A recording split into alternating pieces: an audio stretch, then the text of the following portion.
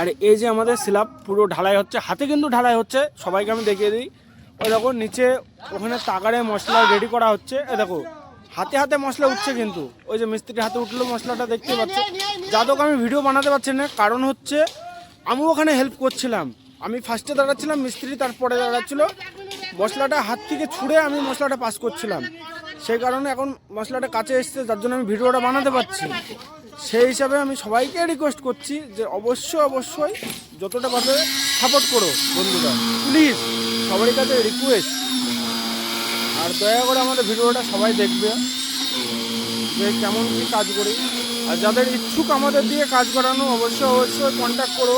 কমেন্টে নিজের ফোন নাম্বারটা দেবে, আমরা কন্ট্যাক্ট করে নেব। আমরা ফোন নাম্বার দেবো না, যারা তো অনেক ফেক কল আসে আমাদের কাছে, আগে দিতাম, দেওয়ার কারণে অনেক ফেক কল আসতো, তো সেই কারণে আমরা নাম্বার আর কমেন্টে ইউজ